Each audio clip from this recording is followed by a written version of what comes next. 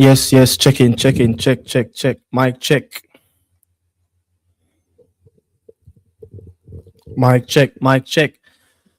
Yes, so the world champion is up and gunning. The world champion is up and running, ready to defend them crown. This is a very, very good Argentina team. It's just probably just two players missing. Yeah, probably just two. One retired and one is currently injured at this moment. That started in that last final. I think Julian Alvarez was the player that started in that final as the second striker beside Lionel Messi. And also, Julian Alvarez is in the squad, but he's also just on the bench. But the likes of Angel Di Maria, retired from international football, and Tagliafico currently out injured at this moment. So those are the few faces that not around at this moment in this current game on the field.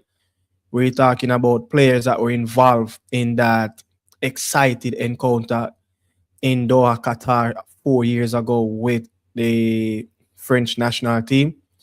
But the likes of Almada, I think the Argentina team is a very good team. Look, this team going to be a very tough team to beat. They're going to have the crowd. They're going to have the best player in the world. Lionel Messi. And when Messi's on the pitch, he always creates some type of a chaotic moment, for the opposition team where they will be distracted of where will Messi be on the pitch. How can we zone him out? How can we limit his time, on the ball? We can get him running in areas where he will be less effective to the Argentina team. Those are the stuff that opposition team will be thinking about. But it will be tough. It will be tough. Yeah, it will be tough to contain. You get what I'm saying? So let's see what Algeria team, will do. They scored earlier, but it was ruled offside out. I think it was a very decent finishing as well. When I saw that goal went in, I was like, whoa, is this the same thing like what we witnessed 4 years ago with the same team?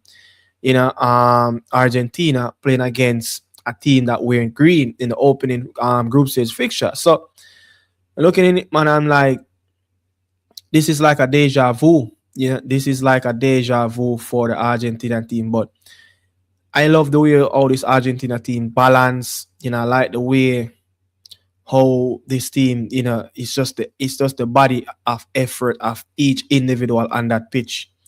Just fighting for one cause. And they all commit to that suicide crime already. You get what I'm saying? They all commit to that suicide. So it's in or nothing. They're going all in and they're not leaving without anything. So let's see which team can strip the Albe Celeste from their crown. It will be tough, but whenever Argentina is playing, a major tournament, the fans will travel. But this World Cup will be special, for them. The fans, they will have much more power, inside of the stadium and also outside of the stadium. The atmosphere, around, the camp of where Argentina will base, it will be absolutely crazy, with fans. You get what I'm saying? This is the Americas region. This is this is the food basket for the Albe Celeste fans. To travel, to walk around. They all live here. They don't have to travel far. It is in their region. It's just walking distance. If you have people from Argentina is taking the longest route, back in the days, even to go to Qatar, to go to Russia, they're going to travel. They're going to travel, and from Argentina to those countries, it's a distance. It's quite a distance away. So if it only takes them to just walk across the border, to get here, they're going to do it. You know what I'm saying? And it's so crazy that seeing Argentina score, and the first thing the cameraman did was to put that camera in the crowd, and the fans start to cry. That is a joy, Argentinian get from watching their beloved, national team. And if you haven't witnessed, like, I must say, watching Argentina game, you something is missing, from you, by watching international football. It is one of the most craziest atmosphere I've ever been in. When you talk about passion, when you're talking about singing, they're so emotional as well. Yeah, I mean, there's everything about this national team. I met some, Argentinians, going to a game, already watching, Argentina team. Met them on my way, on the train, and they tell you that, listen, Argentina means even more than my wife. It is crazy, man. It is crazy. You get what I'm saying? These fans live, sleep, breathe everything Albe Celeste. That's why I believe, outside of them, winning, what, 3 World Cup, I think it's one of the best. It's one of the best national team to watch. It's just the way they express themselves. They sometimes they can be flamboyant as well. But this Argentina team is, I think it's manufactured different now, especially on a Lionel Scaloni. Even back in 2018 when he took over, you have less experience, to be in around this role. He's little bit of experience, managing youth teams, assistant coach. I think under George Sampoli at Sevilla, have not much experience. So to see him at this moment, 8 years later, won everything that he could have ever won, for the national team, Copa Americas, World Cup. I mean, it is just a fantastic moment, and it's a very good journey. You get what I'm saying? So the job, and that's almost, the job that Lionel Scaloni is doing for Argentina, winning regional tournaments, winning the World Cup. This is the type of achievement Didier Deschamps should have for the French national team, because year in and year out for the World Cups and Euros, he has been here since the catastrophe in Johannesburg in South Africa, where they get knocked out of that first round in the group stage. Yeah, when the whole thing, when they sent to him Nicolas Anelka. He got appointed a few years after that. I think around 2011, 2012, Didier Deschamps got appointed. So he's been here, for almost 2 decades now. And he have never won, the European trophy. I've never won. He's just looking at Lionel Messi just crying, just scoring a goal, again for his national team. It's just the art I love that they putting in this national team. It's just sometimes very hard to describe. Sometimes you see how these players react. Just playing for Argentina, man. It's just even listen to even Diego Armando Maradona doing interviews, talking about, I'm playing for Argentina. Yeah, this guy, every time he talk about the national team, it's like he want to break down in tears. You get what I'm saying? So Didier Deschamps should have at least a few Euros, and I'm not going to really say the Copa America is a much bigger, regional tournament than the Euros. The Euros have more teams like Germany, Portugal, Spain, England. So it's a bit difficult. But when you host the Euros and home side, and you let Portugal come in your backyard and capture that Euro away from in 2016, yeah, that says a lot. You get what I'm saying? So winning and capture the World Cup for the very first time, since 1998. You get what I'm saying? That's like 20 years later.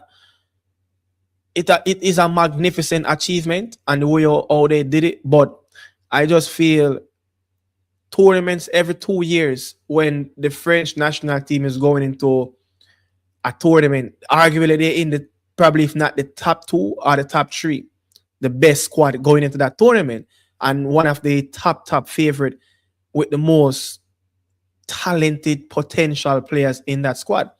So I just in nature, man. Oh, Lionel Scaloni, is achieving so much greatness out of these players. These players, I think this will be the last real time this squad going to play together in our FIFA World Cup. I think the next World Cup, if you look at the bench, how he's implementing, the youngsters, into the team already, bringing them to the World Cup. It's not like he couldn't pick better players or more mature players that's ready, but no, he's bringing the youngsters, the next uprising superstars of Argentinian football, just to have that experience, just like Brazil will do to R9, just like Diego Armando Maradona. I think he went to, is it? I think it was. I don't remember if it was the no. It is. I don't think it's the year when Kempes won it 78. I think he was a boy in 82 as well. Yeah, and then Mexico go on to host the World Cup 86 and he won it. So if you look at the superstars, that they merge into the national team, and 2006 would have been Lionel Messi, very young. You get what I'm saying? Very young with that super team, that super Argentina team at that time. Very young, watching, and having the experience and playing those games as well. Would have been one of the brightest young players around world football at that time, coming up through the Barcelona ranks as well. You'd have seen, 2-3 years after that, lifting the Champions League for FC Barcelona as a very young kid, early 20s as well. So it tells you, man, how Lionel Scaloni, is here to stay. And I'm just thinking that with the likes of Messi, arguably this will be his last World Cup. I just feel like he will last a big part of the Argentina dressing room of losing a player, magnificent player, the best player, the world have seen in this modern day and age, since Diego Armando Maradona. So I just think they will lose a big part of that dressing room. They will lose a big heart and soul. They will lose, one of the most gifted player, can create anything out of nothing for the national team. If you look at that goal that he scored, like it was a magnificent pass, from his security, Rodrigo de Paul, such thin margin where that ball could have gone wrong, and the space that where that ball went, my goodness, it was just a quick thinking of Rodrigo de Paul to get Messi on that ball, and not many players in this team could have picked up that ball right in that pocket and turn that goal and then, look up and then shoot with the left foot and be so accurate. Yes, the goalkeeper should have done a lot better with that opportunity, but you're talking about placement, man. You're talking about you don't want to too overcompensate by hitting the ball too hard. Yeah, you just want to use outside of your left foot that you slightly want to curl it, but you want to hit it as close as possible towards your instep, where that big bone is at, where's a big toe. Yeah, you don't want to hit it flush with your instep, but you want to curl it as well with that left foot inside. So it's just the technique. I know, Messi, hit the ball sometime, and it's just a quick thinking of how you deliver, those moments. It's huge. It's going to be huge, for Argentina. And I'm looking at the squad. You look at, Romero and Lisandro Martinez, in the center back role, right? I think arguably they are not losing anything. Yes, Otamendi is not that player anymore, moving away from Benfica, going back home in Buenos Aires, to play for River Plate.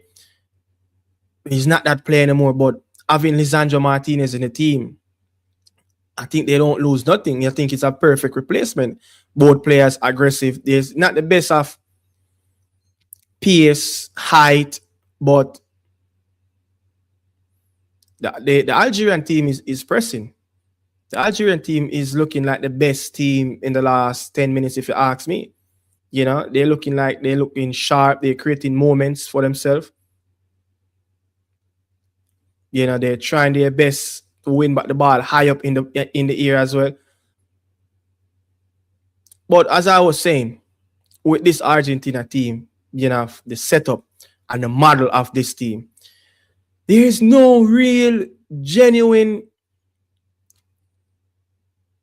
That's a very good. That is a very good opportunity. You know, there is no real genuinely another player like Lionel Messi that can pick up the ball and just can create something out of anything.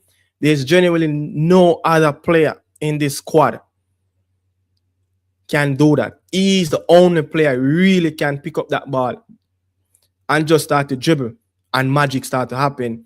So you just look at the model and how he built this team around Messi with talented players. You know, Almada is a talented player as well. You know, playing for, you know, Atletico Madrid, but Almada is not that type of a player where you're looking at like a Vinicius Jr., like someone that either can beat someone with pace, you know, explosive like a Kylian Mbappe, like a Olise. Argentina don't have a Olise or a Dembele, you know, outside of Lionel Messi. They don't have that player. Yeah, they don't have, you know, those type of player that the French national team have, but what they do, they blend their quality and add it with Lionel Messi brilliance. And the heart and soul of this Argentina team is how they mold together, you know, as a unit, very strong unit. And their biggest strength is playing as a unit and collective work and playing for that one man on the pitch, and it is Lionel Messi. You get me? So they sacrifice everything. So you look at the two wingers like Rodrigo de Paul, you know, he's not an out and out right wing. He's not going to beat anyone for pace. He's not really going to do that. What he's going to do is what he did by assisting Lionel Messi that ball. And also, he's going to bite people ankle. You get what I'm saying? So he's going to fight. So the way all this team built and everybody, you know, willing to do that one job and to sacrifice whatever other talent or other things that they can do on the pitch just for one man can succeed. You cannot underrate that. You cannot underrate that. There's no ego in around this team. And I think over the last 2 years are really since when they won that World Cup, I think 23, 24, and you're watching that team in the last Copa America, you know, you're looking really hard on this Argentina team. They really find ways on how they can play without Lionel Messi in certain games. They can survive without a Messi in certain games.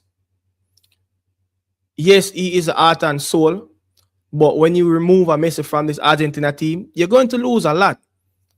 But the team find ways to win games without Messi, and that's one of the key. That is one of the key. And if you look at a lot of the CONMEBOL qualification games that they played, a few games they played, you know, well without Lionel Messi, and the team, you remove individual brilliance, but you can still see a structure within the group of players. And you're like, yo, whatever project Lionel Scaloni is building right here, you know, for Argentina, it's very powerful.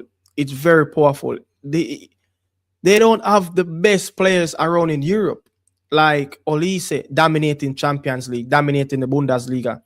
Kylian Mbappe, you know, scoring 40 plus goals season after season. They don't have that.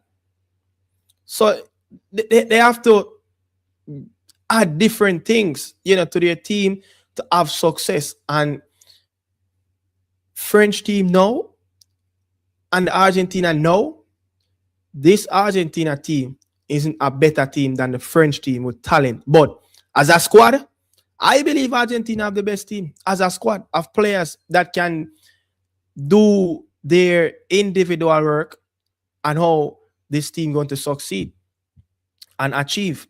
You get what I'm saying? So I think Argentina have the best squad of players that can be named each every match day squad to put out 11. No other team for me in this World Cup better than this Argentina squad. Not with just individual talent, but a squad of players that can play the football.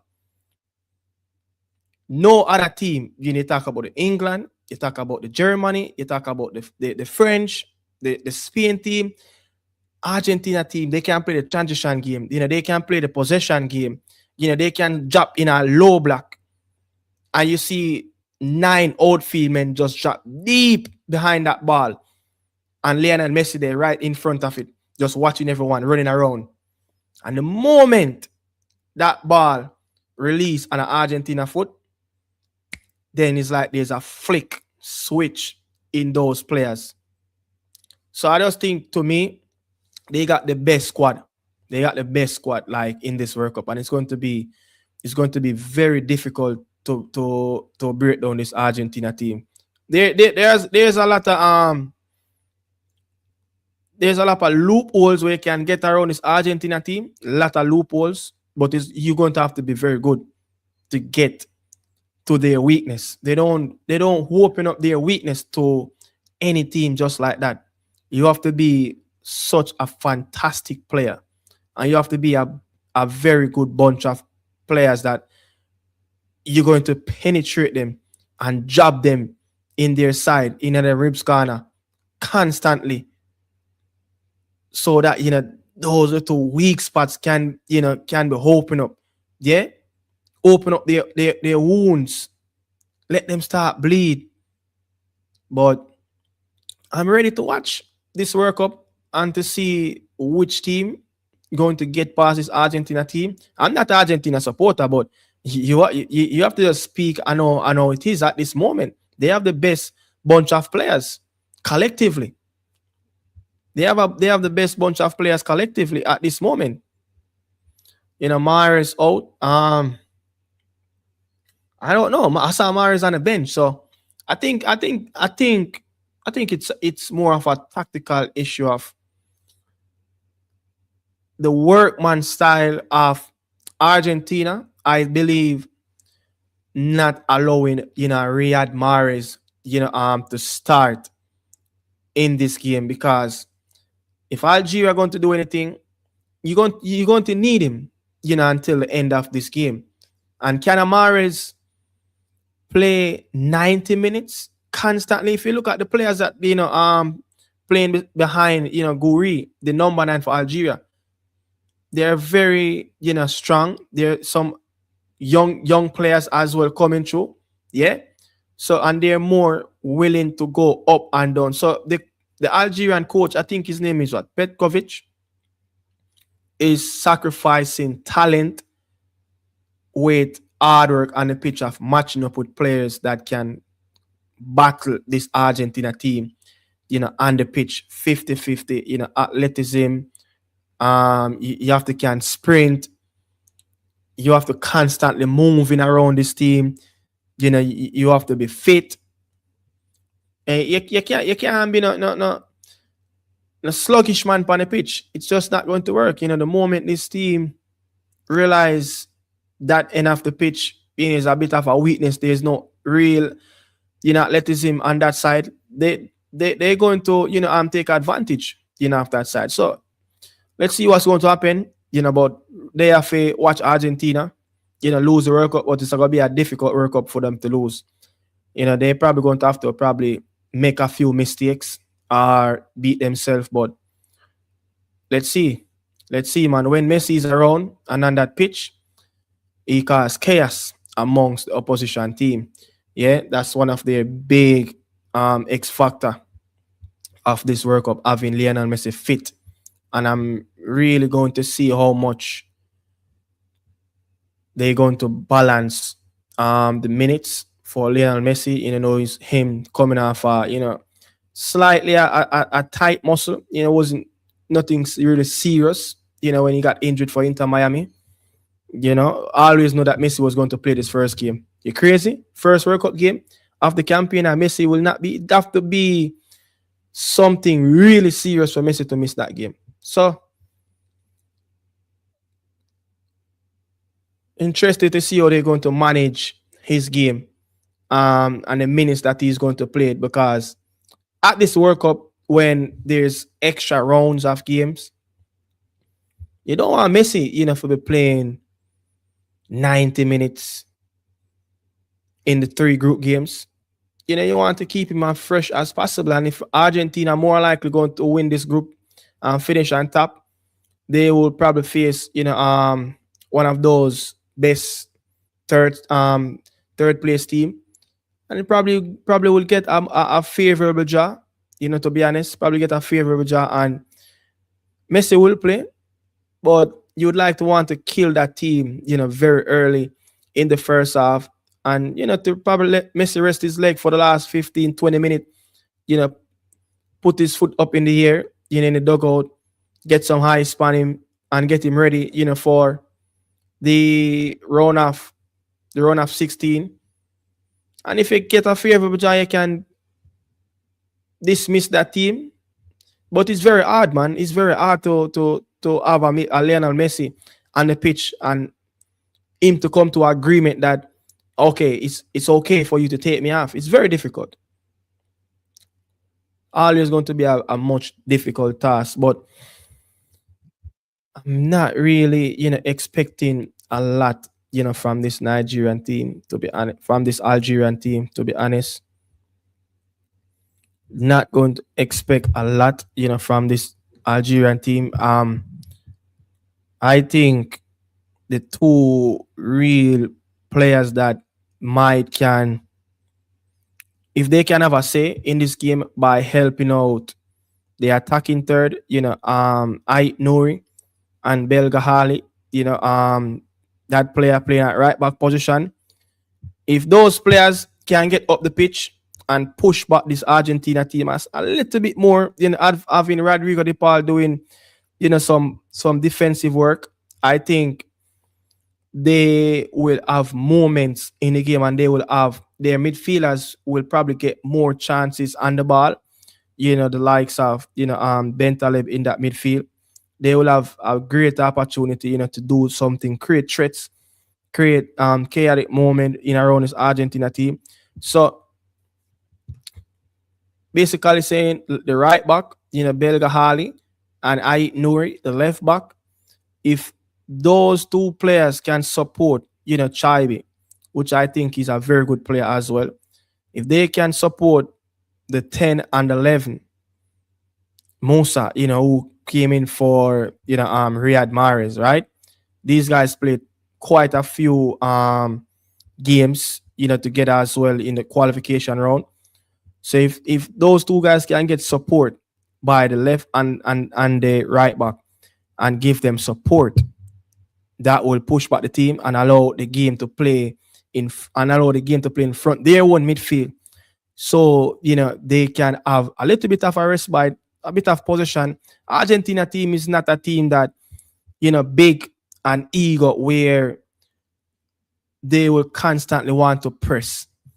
No, at times, Argentina realized that they're pressing for 5 minutes straight and not getting close to the opposition team. They're willing to drop them ego and drop deep and watch and come up with another game plan. They're not going to be aggressive, pressing. I've seen this team allow teams with the possession drop deep, especially some of the games where Lionel Messi, wasn't involved in the qualification. They drop deep as a unit and they defend. And that's why they were so strong in the qualification round, where when they go away, when they go away to teams in the CONMEBOL region in the qualification run, it's a different Argentina team, you see, especially if the number 10, the genius, is not on the pitch. It's a different team. So they have different ways of dig result. They can play ugly, they can play pretty. That's the great thing about this team. He can demand whatever he wants, Lionel Scaloni, and he's going to get normally 7, 8 out of 10. And at any average day, this team will produce 7 or 8 out of 10 for him. So you have to come, with great strategy and tactical work to get in around this team. It can happen. It can happen, but you have to be good at your work. Yeah. So probably expect to see Riyadh play some minutes in this game. It depends on how much this game drag on to be 1-0, where they still, have a very good shot of still get something out of this game, to be honest. But I think this is a very young, type of Algerian team where it's a different wave of players are coming through. Yeah, it's a different ways. I think the next 2 years, this team will be ready. I think this Algerian team, next 2 years, with a very, decent striker. Even though, Guri, can be on and off at times, not the best season at this time at Olympic Marseille. Even when the Zerbi was there, sometimes favor different people, like especially when Pierre-Emerick Aubameyang came in as well, favored him as well. So he's a number 9 that can be hot and cold. But when you're talking about playing, in his region in CAF, he can be very deadly. Yeah, he can be very deadly as well. He will score the goals. But what Algeria want from him is to score the goals in the World Cup. But I think it's a very, very, very mid-age, mid-young, early 20s coming through as well. So give this team another 2 years and to get them, to play in an African championship and to go back into another cycle of qualification round and coming to the World Cup, there will be much of a mature team. Yeah. And, the Algerian fans will see a lot more from these players because these players are playing at a very decent level. Very decent level, and quite a few of them, will matriculate and go to the next level, of club football, so, and again, this is a team that is using up the heritage market, the diaspora. Yeah, they are using up the diaspora very well, and you could look at the man in goal. You get what I say?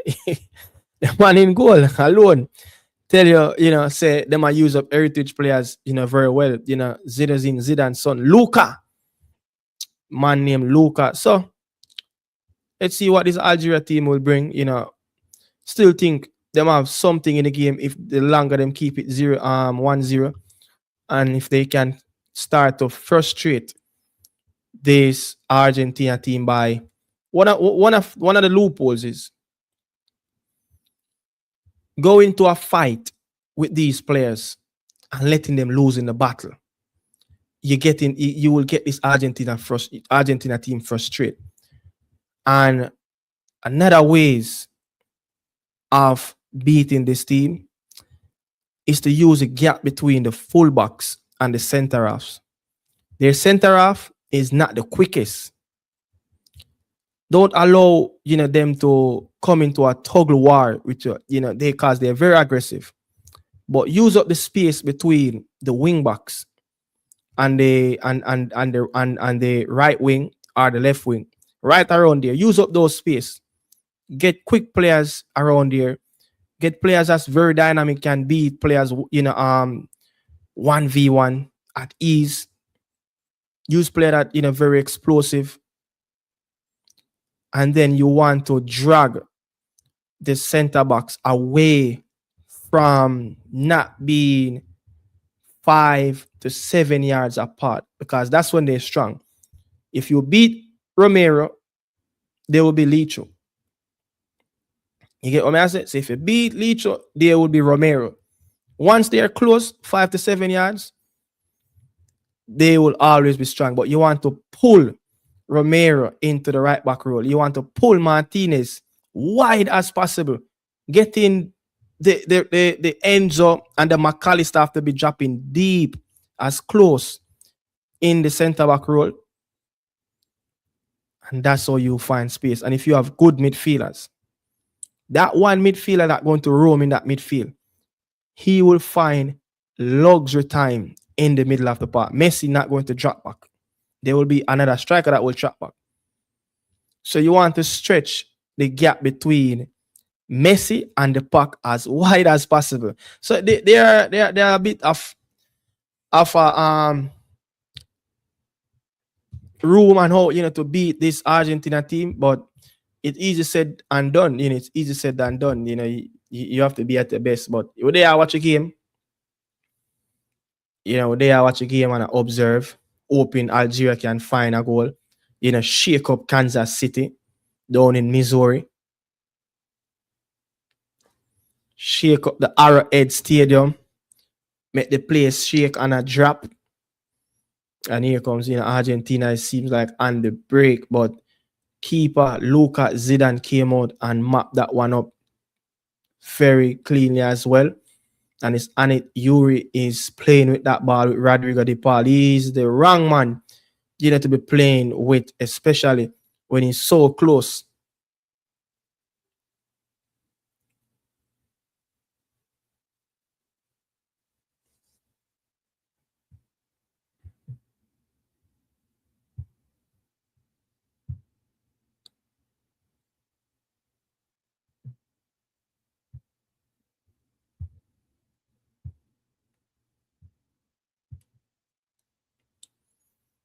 It's good to see a team like Algeria is using up the Netherlands diaspora, scanning that very well as well, using up the German diaspora and scanning that. And France is a stronghold for African football. Every mama and them papa got France go drop picnic. Every mama and papa got France go do them local bedroom work and get youths. So every nationality in Africa, have a strong root in France. And you know why? The whole slave trade and all of that and stuff like that already. So, but every mama and papa drop them load of France. So there always be people ready to come and play for these African teams.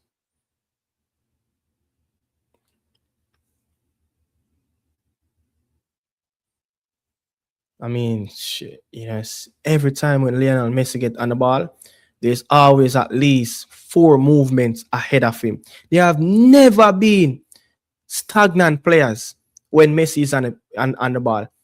One time before this team really start to hit, the ground running, under this coach, Argentina teams at times, especially you're looking at the 2014 team, every time when Messi pick up the ball, sometimes you have less runners ahead of him. That's why Lionel Messi likes to play with Angel Di Maria so much, because he knows that every time when he pick up the ball, there will be Angel Di Maria outlet be available in a split second. So if you look at when Messi pick up the ball, every time there will be at least 3 forward moves in front of him where he will have options. And that's one of the deadliest things about this team, because they know when Messi pick up the ball, they're going to have to put 1 or 2 body, try to close him down. And then they know that by them running into space, it will create chaos. And who to mark, who's going to switch off, who's going to be free, and which defender will be out of their position. You get what I say? So it's a very IQ thinking, just watching Argentina team. It's not difficult, to look and think, but it can be difficult to contain. But speak about it is the easiest thing. Speak about it. It is the easiest thing. Easier said than done, because if the average man, on the street who watch the football daily can really look at some of these stuff, why you think the coach that study for years to become a coach, why you think he's not going to pick it up? But how him can mastermind all of that plan on the pitch? That's the difficult thing. That's the difficult thing. How are you going to close down all those channels, all those plays? That's the crazy trick, because you only have 11 players just like them. And if you have 2 players tracking him at all time, that's 2 extra position free.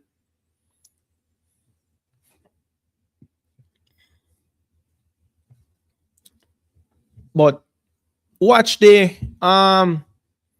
just watch the front three where they're behind Algeria number 9. The 10, the 11, and I think the 22. 22 must name Maza. Very good young player. Very good young player. Those 3 players will definitely be the future for this Algerian team. Definitely be the future of their attacking weapon that they will have in probably the next 10 years from now. Depends on how, these players' career will pans out, if they will go to the next level, individually in their career, or if they will be stagnant. But these players should be, the future for Algeria. The country is banking on these youths coming to play for the national team very young as well, to early 20s, coming from Germany, France, Netherlands, you name it. If we can find players, from Algeria playing in Belgium, the whole of that side. Spain as well, for Morocco, stronghold. For Morocco, would have seen a Spanish born who born in Barcelona, Saibari, scored in Brazil as well. Could have played for Spain. That's the country where he was born. So those countries up north in Africa, Algeria, Morocco, Egypt is kind of different. See the thing, Egypt is kind of different. Egypt is a team where it's a lot of local lads, and the diaspora is not so strong for Egypt when it comes on to players. Yeah, when it comes on to players, the diaspora is not so strong for Egypt. I don't know why. Maybe that's something I need to research, and why the diaspora is not so strong for Egypt for football players. But when you talk about Tunisians, yeah, the whole up that side, it's very strong diaspora in Europe. I must know why the Egyptians, they are not so strong across Europe as well, but that's another story there, But the game, you see, Algeria, having a ball, there's no real pressure on them. And this is the thing that this Argentina team can do. At times they can allow you with the ball, and they just try to, stay compact and see what you will offer. If you will make mistakes and give it away cheaply in dangerous area, especially like you see, like I think it's Martinez closing down, the center of like 5 minutes ago. If you do those stuff, then you will pay for your mistakes. Yeah, you will pay, for your mistakes. So it's crazy. Cape Verde as a diaspora too. Yeah, big up to the Cape Verde. But I was just more speaking on those the Arabics up north, close to the border of the southern side of Europe, Portugal and Spain.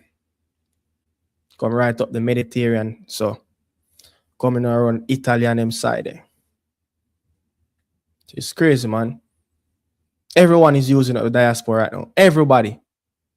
Everyone is shaping up the diaspora. And I believe that for the next World Cup, we will see our next waves of French players coming over to play for 80.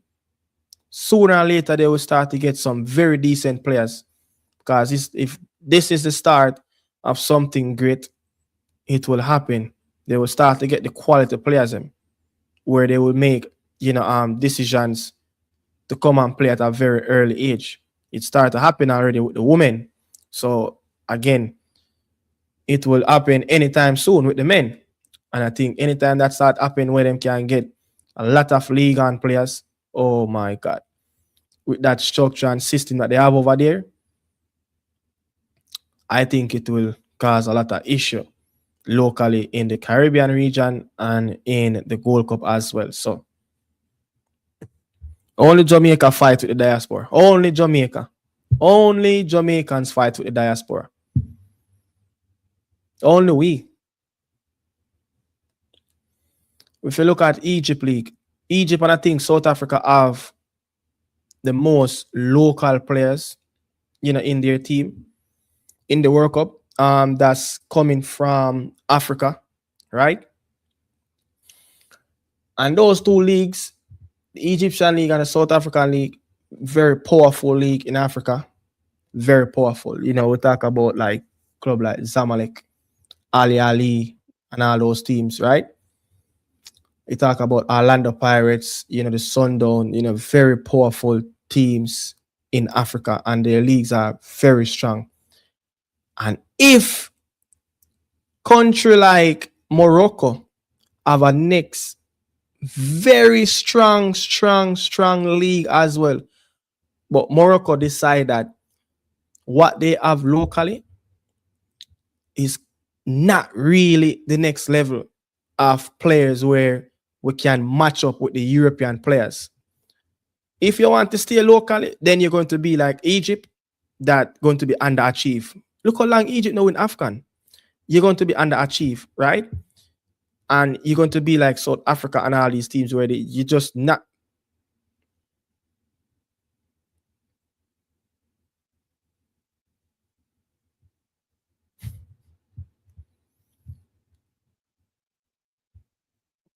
What a save.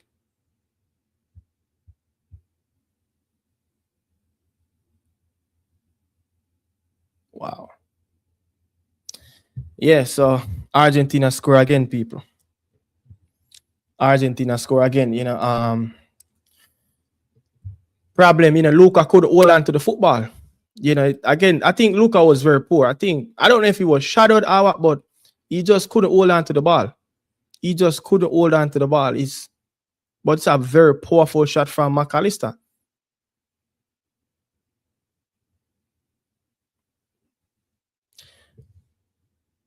But all right, so Rania said, many Egyptians go to the US. Many Haitians seems to go to US instead of France.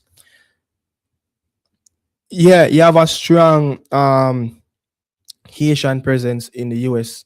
But I'm saying if they can also start to get, because I don't know who must post something, but I see something already online where they said that the players that you'll never think of Haitian roots playing in the French Liga is crazy. And if they can capture at least 5 of those good talented players in Liga every 2 years, they will be a force to be reckoned. But what I'm really saying, man, the diaspora is there to use. And if Morocco decide that they want to go to the next level, look at the stadiums Morocco having their country. It's one of the most profitable league as well, just like South Africa League in a TV commercial. The infrastructure is good. Morocco have one of the best infrastructure. And if they decide that their local players are not that good for that next level of where the national team should go, because they believe and they think that they can compete against the big boys, and it's been showing, over the last 6 years as well. Look at how they compete regionally and look how they compete on the world scale. it have shown that what they are doing is something different. And if they have some of the best local lads in Morocco that can play for the national team and that could work in some of the positions in that Egyptian team, but they decide to go to the diaspora to help to scan and to bring in a quality player. Look at this situation where who was Morocco best player last World Cup was easily undone, if not it was Amrabat, right? Amrabat was like arguably, probably the best player for Morocco. Yes, they have Akeem in and all these players, the Ziyech and all those players, the El Nasiri. But I'm saying he was like everyone was talking about, Amrabat, how good he was in that midfield, how much kilometers, he run in that World Cup. And I'm looking at Morocco starting 11 versus Brazil, and I was like, wait, this man was arguably their best player, and he's benching because the coach decided to go with an 18-year-old, right? And also, what, 23? El Canui, the guy that played for Roma, he's probably like 23, 24. And the coach decided to go with those two players. That tells you that they are not going off of names. They are going off of what suit their system and which player can play to that standard. If that 18-year-old kid was in the Reggae Boy team and Amrabat was Jamaica's best player in the last World Cup, hands down, every God Almighty coach are going to use Amrabat because of his name, because what he have done in the last World Cup. But again, the coach change. That's a part of it as well. But you can see the vision and how this team, is really going about their national team. They're not really just going off on him. Look at El Nasiri, Hakimi. Them man, they're in yard. I think Hakimi went back to play in Morocco, to really cement his spot and get regular games. But them man, they're in yard. Enough of the man, they get picked. Quite a few of the man, they get picked. And then, man, there was a key part of what Morocco did 4 years ago. So it's telling me that the vision is on a different level of what Morocco, is trying. Of what Morocco is trying to achieve. Say Siberia, Ghana, Bayern Munich. It's only a moment before more of their players go into that next level. You get what I say? So the vision, man, for that country, and also what Senegal is doing locally, in their league, getting people to come and look at their best young prospect to take them away outside of Senegal at a very young age, to bring them in Europe, let them be exposed at a very early age. Because one thing one of the coach said, I watched this film on YouTube. He was saying that when you have arguably, the top 5 best players in Senegal and they play at the under 17 level and play in the World Cup if they make it. If that kid stay back to play under 20 and still playing for a local team in Senegal, that means something is wrong with him. He's probably not good enough to go to the European level, or he's a late bloomer. But once the players finish under 17, that's the time when they transport them all apart around in Europe to get them to that next level. Because he said that as much as Senegal have a bit more advancement in coaching and they're still learning, they are not at that next level where they can take control of these kids at 18, 19. Himself, where them can give those players, it's way below the level of what those kids would have been learning if they would be exposed to much more better infrastructure, much more high level coaching. So I'm really looking at it. I'm like, there is a freaking plan with a lot of these national teams. Japan have some of the best coaches in AFC, but Japan hire Roger Smith, the former Leverkusen manager, I think, and Leipzig as well, to be the director of their league and to teach the technical directors for each clubs and the coaches the next level of how they can develop their players and what Europe is doing. So I'm like, these guys are searching for the most elite level coaches. They are searching for the next gems. They are trying to build their own. And I'm like, they realize that locally they cannot do it by themselves. They need other people to come in and to show the rest of the coaches, technical directors, how it's been done at the highest level. And I think in that Japan thing that I was watching, that little short film, he was saying that this is the first time I'm going to talk this on camera, some of my secret. I'm like, wow. I'm like, this Japan thing is on a different level. That's why them man are produce good talented players that can survive in Europe top 5 league. And just give Japan some time. I think they are working very hard behind the scene on how they can win a World Cup and how they can go even farther in our World Cup. I think they are working very hard on their football infrastructure and their game model, and they each time they're searching and how they can raise the bar. I'm like, Jaja, it have to start from somewhere. But it have to take people who serious, who's going to sacrifice what it will take for a national team and the club teams in that country. So if you want to go ahead and hire somebody who affiliate and have so much ownership and willing to make that club profitable in the league, it's going to be very difficult to have that individual go to arena, go to a waterhouse, go to different clubs and help their model. So right there is a conflict, because things like that, I don't think it would have ever done. You get what I say? So right there's a bit of conflict right there. Look, what do I experience playing in the champion as experience playing in the champion?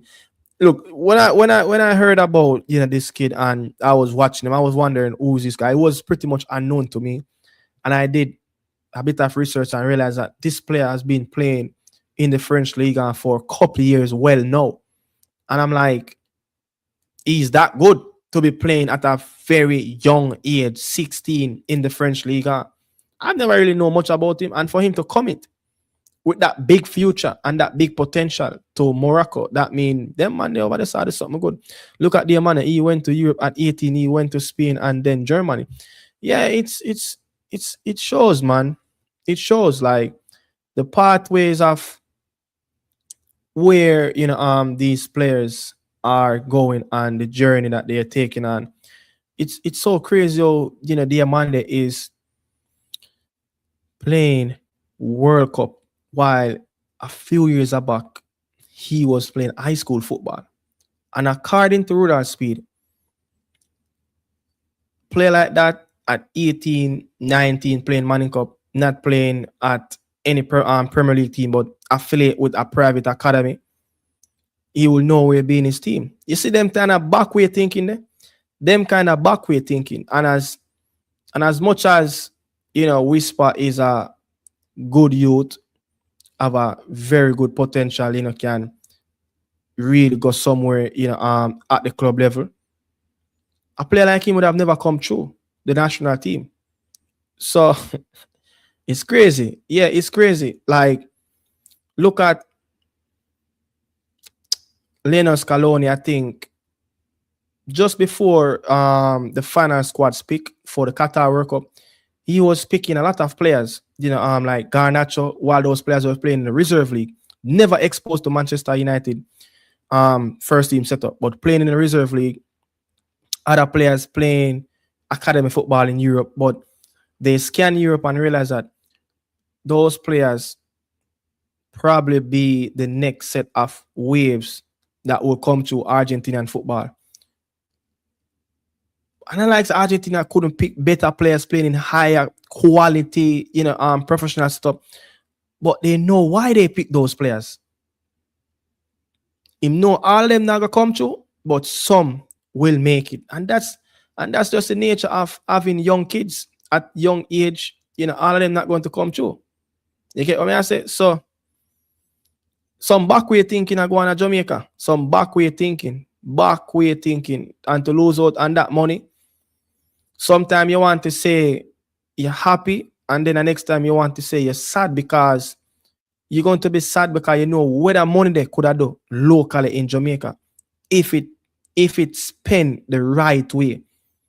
Yeah, if that money would have spent the right way, you know exactly what that could have done. That could have put help to move some needles around our national team and local football in Jamaica. So the next thing again, you're not going to be happy because you're wondering, like, you see the movie already where big food dropping at them on a lap and it cannot be found. You get what I'm saying? It cannot be found. Money is not circulating the right way. Before it got to the right person, the money take 2%, the money take 5%, the money take 2% again. And by the time, look, the cake reach halfway before it reach its final destination. Even many Americans and Canadians go to Europe early. Jonathan David went to Belgium at 18. All right, so remember the time when Bruce Arena failed with the US men's national team in Trinidad? You start to see a long list of players start to go. The man, me I wonder, where so much young US academy players getting those opportunities from in Europe? 16, 17. The man knows that the man might plant some seed out in Europe. And the man knows say that's the key. That is the key. And for like a small country like Jamaica, I believe that we need help. We need massive help. We need massive help, because having the opportunity to teach the CONCACAF Pro license, that's nothing compared to what's out there. That coaching license that is nothing.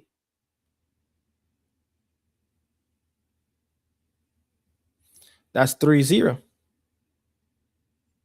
Messi is getting closer to Miroslav closer. That's 3. That's this first ever hat-trick from Lionel Messi. Cristiano Ronaldo cannot sleep tonight. I can tell you that. Cristiano Ronaldo cannot sleep tonight. I can tell you that. That is a trademark goal from Lionel Messi, and the World Cup has begun. Yeah, I think the World Cup starts today, because the little genius, the little magician, scored a hat-trick. Yeah, he scored a hat-trick. Algeria fans cannot be shamed as the world champion and beat them. You get what I say? But what I say is, the man them start plant some whole heap of seed out there in Europe with their 16, 17-year-old. So we need help back home in Jamaica. We need massive help. Is that offside from Nico Gonzalez?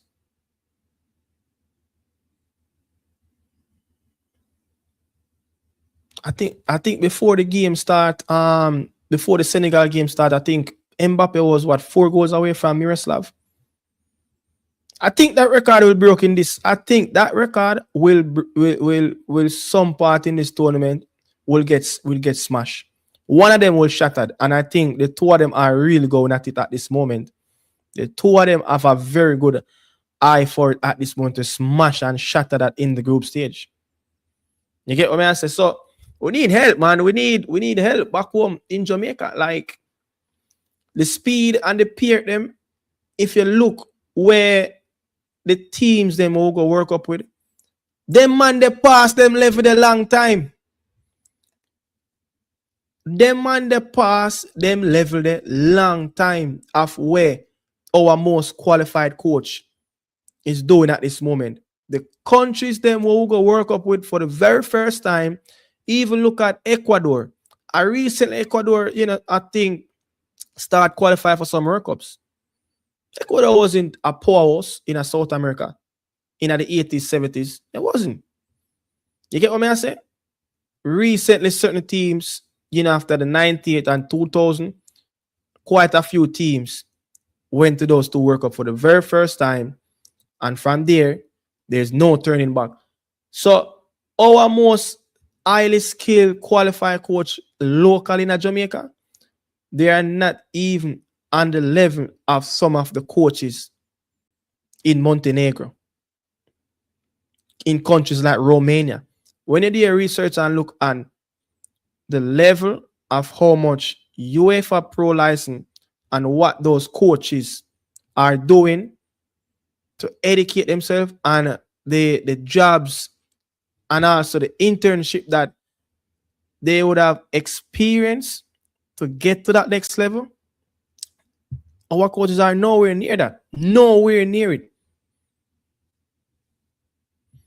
Yeah. So also, Jonathan David was born, to Haitian parents in the US and moved to Canada at a young age as well. Yeah. That's crazy, man. That's crazy. Even I think Altidore is a massive Haitian as well.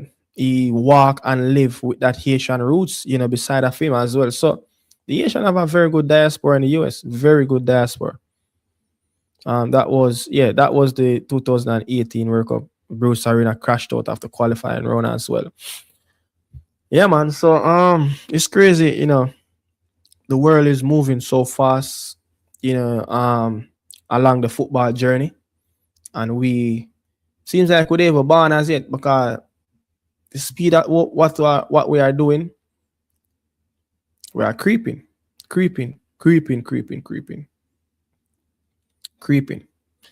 If Lionel Scaloni get Peru, Venezuela, and Bolivia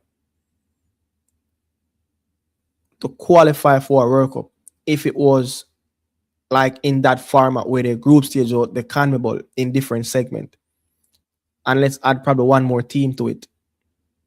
Yeah, say a Chile, a team their team is nowhere close to the level of where they was once, winning back-to-back Copa America, and at some point, 10 years ago, right? You think Lionel Scaloni would have a job at this moment? Hell no. You think the head of the director who do the recruitments would have a job right now? Hell no. So why you think them man are supposed to have a job and I get reward with periods of going into a next field after you feel miserable, run one field, and you come back run us again to come try another experiment? God walk with me. They are enjoy Argentina game. And I think the second half, I think the Algerian team, man, I think the Algerian team has been a shadow of themselves. They start out really well, but I just think they allowed with the ball quite a few times, but they have nothing in them. They don't have nothing in them. I just think this Argentina team is just so slick, smooth in transition, giving Messi the balls, in the pockets. And once you give him those opportunities, man, you just have to close your eye. Lionel Messi is off the pitch. That's very good sign as well. That's very good sign. Romero is off the pitch. Someone who was injured in the back end of Tottenham season as well. So two men that arguably was an issue coming into this tournament. If they're going to start the tournament, they off the pitch at this moment. So good news, man. Good news to see Messi score a trick, and that's the only reason you can really take Messi off the field. I doubt if Messi's and two goal if Scaloni would have have the agreement of said, hey, listen, man, your time is up, man. I need to take you off, get some fresher legs on the pitch, and get more people, to run out and get some minutes and rest the legs. You're not 10 years ago or 15 years ago, but it's great. It's great to see that the back end of Lionel Messi career for Argentina is achieving all these greats. And when he was in his prime, he wasn't nowhere near of achieving all of this. Nowhere near of achieving. And Messi have played in some gigantic teams for Argentina. 06, 010. That 010 in South Africa under Diego. That was some bunch of crazy heads was in that team. That team was so crazy. Yeah, that man, there was like some bunch of madman run up and down on that pitch. But it's just crazy how in his prime, he was nowhere near these type of achievements for Argentina. And now, late or started probably mid-30s, start to achieve all these great things. That's crazy. That's crazy, man. Football is a funny sports. Look at Vozina, the Cape Verde, goalkeeper. At 40, he started to live his best life as a professional player. His life is set after this World Cup. With so much Instagram followers, in the split of 48 hours, his life set after this World Cup. He can become a fashion modeler. He can become anything he wants. And he will start to earn even more money after retirement. Because, he's not earning not much. You have never really played on that big stage, for any clubs. You get what I'm saying? So he will definitely be earning a lot more money retiring from the sport than when he was playing in the game. And not many players have the luxury of earning more money after retirement than when he was playing. Messi will be comfortable in the US World Cup because he's playing in the MLS. Yeah. And it easily could be a strategic plan as well of knowing that this World Cup will arguably be his last World Cup. And it could be that mastermind of him saying, listen, let's go down in Miami. Beckham have a very good project and it's a perfect destination. It's nowhere near any cold weather. Yes, you can have natural disaster there, like, the hurricane and stuff like that, but it's the perfect weather, for him. It's the perfect weather for him and his family to live. Perfect destination as well, strong hold of Latino South American background. So it could have been a strategic plan, for him to come to the MLS. Who knows what he was thinking before he signed from Paris Saint-Germain to the MLS. It's going to be a hell of a ride. This World Cup just seems like it will be a marathon because, the expansion and the teams, you watch a team play, and you're not going to see a team play for close to a week, probably like 5 days, 6 days. Yeah. Normally, like in the last World Cup, every 3 days you see a team a player. Yeah, every 3-4 days, your team a play. So the games are coming thick and fast in dense heat in Qatar as well. But here the players them get at me. Say, man, I think the other day the US team get a full day off where man can fly go anywhere across the country, go do what you want to. You would have never get that at any other World Cup. None. Even the Russian one was very weird because flying from Moscow going to different parts in Russia can easily be 7, 8 hours. That's crazy. Plus, he can walk around in public and people might not even recognize him. Yeah, I think me see me I try remember I think we see some video clip of the Dutch team walking around in Times Square in Manhattan. I'm like, they could have never done this any parts in the world, say outside of this America's continent. They could have never done that, especially if it was in like maybe an Asian country or an African country. Can't do that. So I just think, Miami is, is a very nice place for you as well. You get what I say? You hear Messi, I walk up and down in a supermarket. This, hey, you can live like a regular civilians around, man. Yeah, that's some of the great things, especially like in New York, like football players in Europe come to the MLS and stuff like that. I remember, used to live in New York, and when Pirlo used to play for the team, I think they said Pirlo used to live in a local small community named Chelsea in Manhattan, right? Before he used to live there, but then he moved, got somewhere else. And they said like Pirlo can, come out, go to his local coffee shop in around the corner and sit down with him shades on, drink some coffee, eat a bagel or something. And no one mind that man business or bomb rush him. You will have maybe that odd ones will recognize that that's Andre Pirlo. Let's go ask him for a photo or something or autograph. So the look of peace and quiet that you can get. Yeah, look, it's different some part in the world, very different. But I think football players really do live a calm life. Here, Thierry Henry speak about it as well by playing for New York Red Bull and living in New York. You can live a calmer life than that way you could live in London per se. The red hot Thierry Henry in the early 2000s could walk around in London by himself. No way.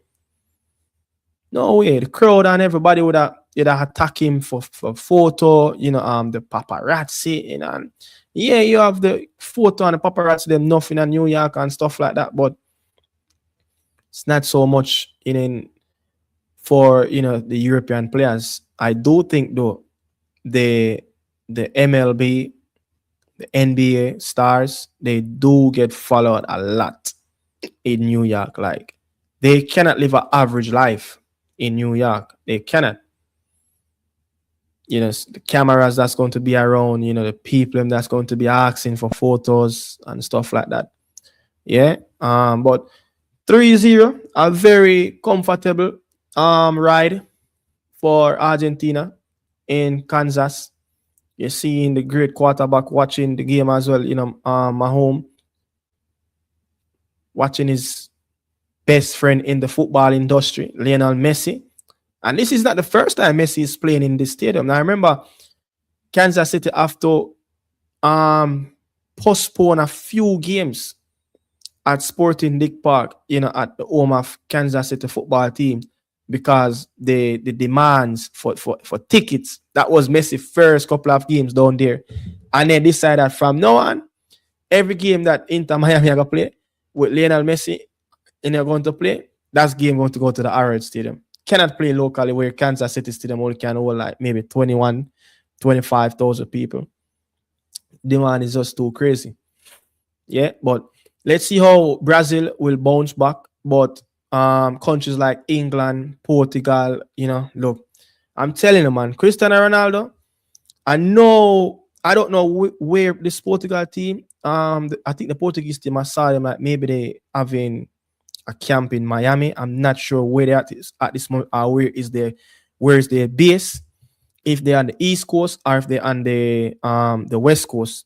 But at this time, 10:55, if Ronaldo is on the Eastern time zone, I know he will be sleeping because that man have a different mindset of getting his rest, getting his body, recover very well as well, and to get up at each morning. Just by listening to his interviews and how he speak, I'm just going off of that judgment. So I probably more likely he's not watching this game. But when him wake up and check him phone and him say Messi score a trick, he might go remember. He might go remember the World Cup a trick that him score on Spain. And he might go say, listen, man, I may need to repeat this. Yeah? And Portugal are play. And tomorrow they might play up in Atlanta. Yeah, they will be playing. They will be playing. No, that game will be playing in Texas. So more likely right now, they are in a central time zone. So just a hour or two, so it's late at this moment, in Texas, same way. So Ronaldo will be sleeping. That game will be playing 1 p.m. So definitely Ronaldo will be sleeping. Ronaldo will be not up watching this game, knowing that there will be an early kickoff tomorrow in the heat of Texas. My goodness grace. The weather forecast scheduled for 87 degrees tomorrow. So in Texas. So that's going to be a hot day in Texas. That's going to be a hot day. So definitely close to 100%. Yeah, Ronaldo will be sleeping. So he will heard about this hat trick and he will watch the replay because these two players motivate each other. You get what I'm saying? And Ronaldo will be thinking about a hat trick tomorrow, or at least score a goal versus DRC. So one more game left back tonight. Austria versus Jordan. To be honest, to the amount of work that I've done, this morning, to go to work extra early so I can get off a bit early so I can come and watch World Cup games and stream the Senegal game. Went off to get some things done, come back here a bit late, sitting up, and have to go back and finish up some more things right after this. I'm not sure if I will be strong enough. I'm not sure if I will be strong enough to sit up and watch that Austria Jordan game. But the great thing about having YouTube TV, you get back all of the games. And that's the great things I like about it. Where you can, even if you have different options as well, you can record the game as well. But the great thing, the game will be right there as you turn on YouTube TV. You get what I'm saying? So I will definitely waking up early tomorrow morning and watch back that Austria game, in the first 45 minutes before me wake up. Before me get out of the house in the morning, and also watch the next 45 minutes while doing my work tomorrow. So it's crazy, but I love this World Cup, man. I love it. Kicks off tomorrow, 1 p.m., 4 p.m. England will playing in Dallas in that AC stadium. And then another CONCACAF team will be kicking off, and then that will be curtains for all the groups. So from A to L, we'll have played at least a game in the World Cup, and then we return back to Group A on Thursday. Czechia versus South Africa. Switzerland versus Bosnia. Qatar versus Canada. So we'll get back the host them again in 1 day, 2 day, and then the next day on Friday will be a big game. I'm looking forward for the rest of the week. It's going to be a very good World Cup. I think outside of what the political issue, I think it's going to be a decent World Cup, if you ask me. You get what I'm saying? No Argentina history. I would never ever cheer for them. I'm not, and it's crazy. I grew up watching my father, a diehard Argentinian fan. And I want to say maybe it was this new evolution in my life, probably start like 10 years ago, like to the next level, because you have always been a man that, researching and stuff like that. But I think my father hit a journey in my life probably 10 years ago when I just probably came to the US. A new evolution. And I never know that man would have stopped support Argentina. Know that man is a true and true Argentinian fan. And for what he started to observe and dig more even deeper and deeper and figure out the root of that problem, of what caused all of that, and how everything, start to evolve from then until now. He have never supported Argentina anymore since that 2014 World Cup. Never. I've never. He will watch the World Cup, but I've never support no other team, no other national team. Right now, you only can speak about Arnett Garden and probably, the Reggae Boys team. And for elder people, who love Jamaica, for where the money I do know, it a turn off a lot of people. And me grew up in a also with my father, true and true Arnett Garden, red and black. Remember the days of him telling me about the story of how Reno beating Arnett Garden in the National Stadium in Premier League final. I think it was 92 summer right there when Eugene Barnes, I think he said, give away one of the goals.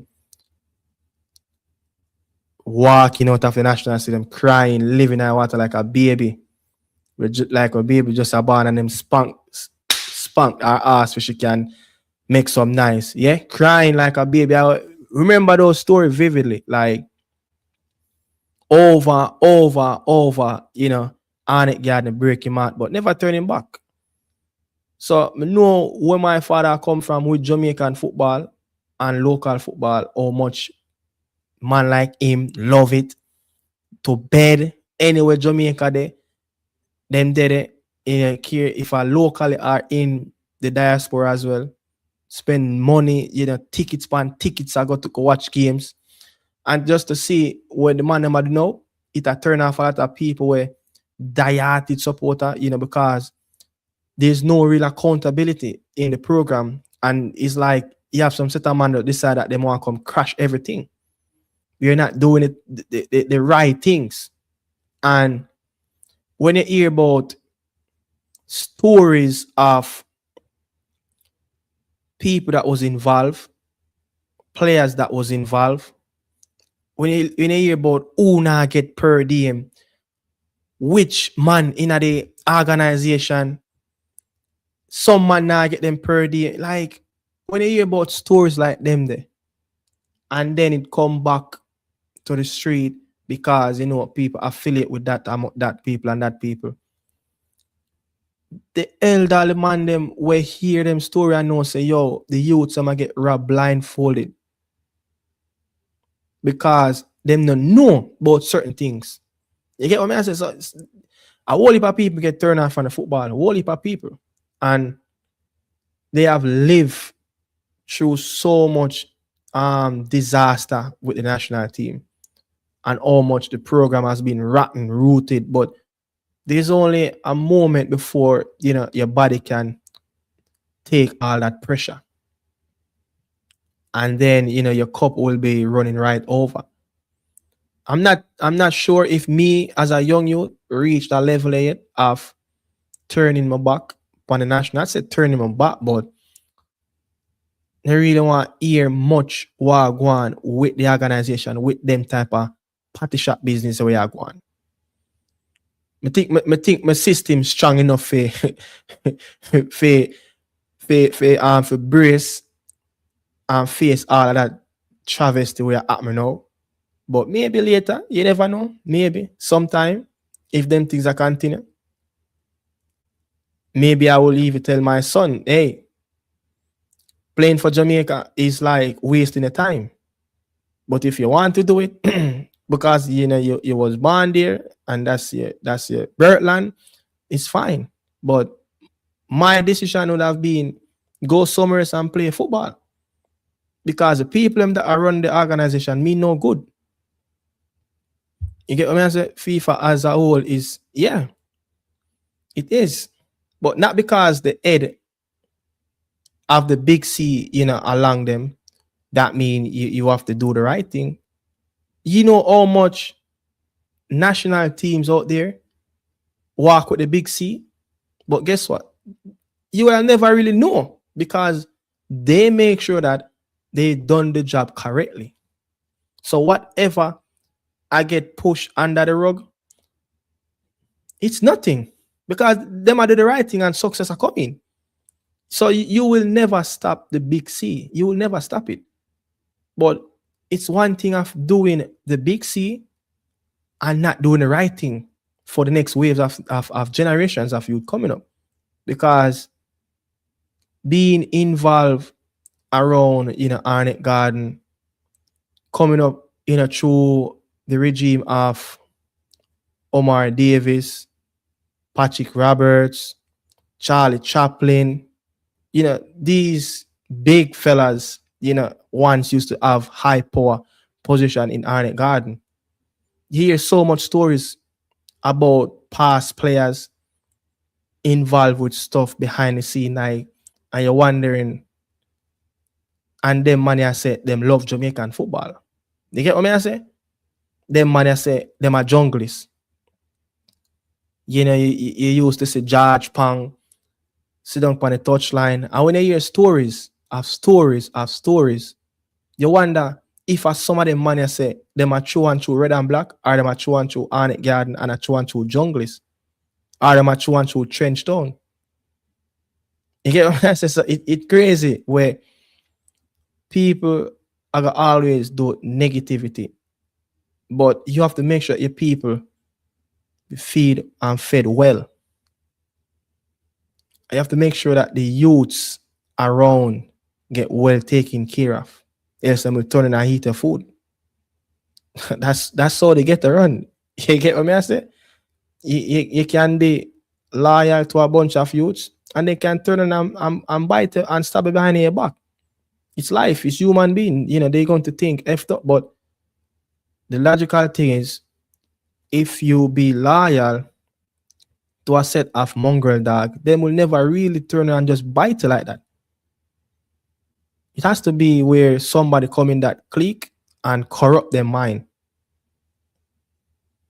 and start to manipulate it and turn them against what they know is truth and right.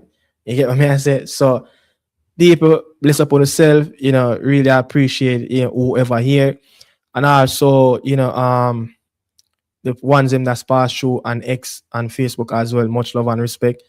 Go get some refreshment. Who live on the Eastern time zone, go probably grab a shower in the late night, wait for the next game to start if you really have the time to watch it and will not be affected, with your time sleep or whatever you have to do in your household. But we have like the next an hour from now before the next game kick off. So go grab some refreshment, man. Yeah, go grab some refreshment. If you can, go drink some water or something, do something, man. Munch pan, something light because it's late at night and you don't want to eat nothing too heavy. Your body gonna sleep on that and your body can't really digest and dissolve all of that food. That fatty food will go all about in your body. But yeah, we're there again, people. Catch you guys definitely tomorrow. The rest of the big boys running out tomorrow, Cristiano Ronaldo, and the country that have one of the strongest media presence will all be in Arlington, Texas tomorrow. Yeah, so we have two big games down that side. Portugal is on that side down at Houston, and England will play in Dallas. So close by, we will see what's going to happen. You get what I say? So much love and respect. Really appreciate the ones them continue to support Nikada Media House channel. There again. So much love and respect, people.